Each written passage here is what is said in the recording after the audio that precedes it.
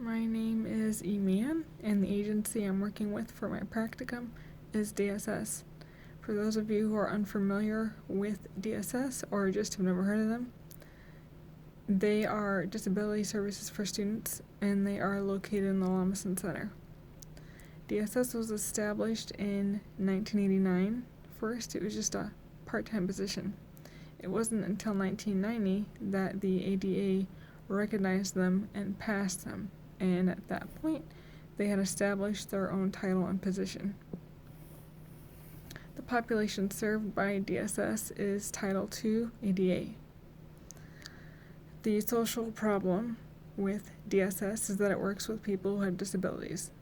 All ranges of people who have disabilities, whether it's people who are deaf and hard of hearing, people who have a cognitive delay, or people who have PTSD, for example. They work with people who can't get jobs and need training, people who don't have programmatic access. For example, there are people who work at a computer on a regular basis and they need accommodations such as needing to have a voice read out loud to them incoming emails or scheduled appointments, stuff like that. Resiliency factors include training people on their rights. With regards to ADA, it is very important that people with disabilities know their rights. We also train people on jobs so they get the proper training that they need so that they can adequately and properly do their jobs. And testing services.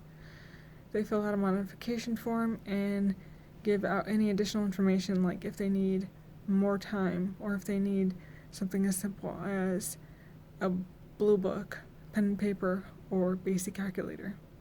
When they do this, it's very helpful for them because they're able to come down to DSS, stay in a room all by themselves, and thoroughly and properly take the test on their own.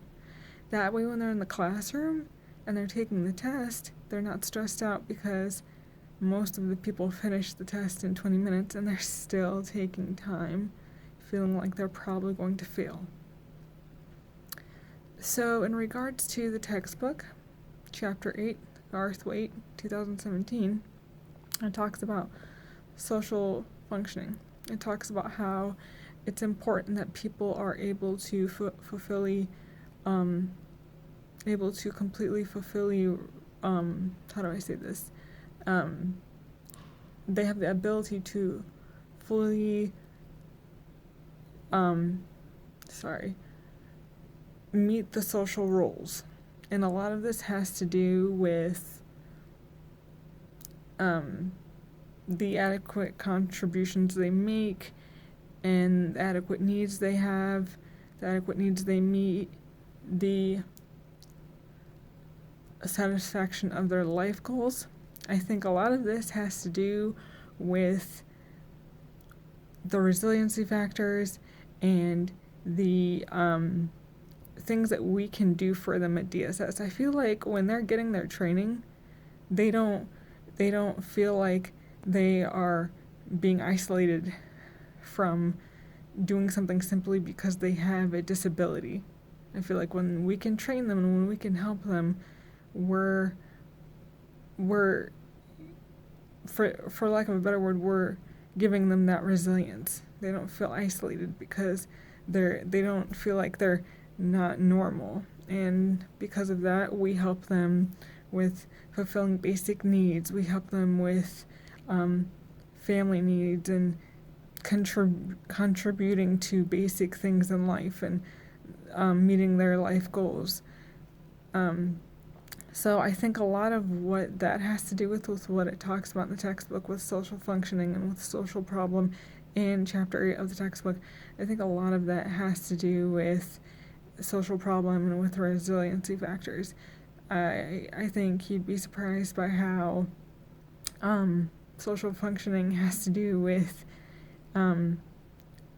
whether or not someone feels isolated and whether or not they can accomplish basic goals or basic needs in everyday life.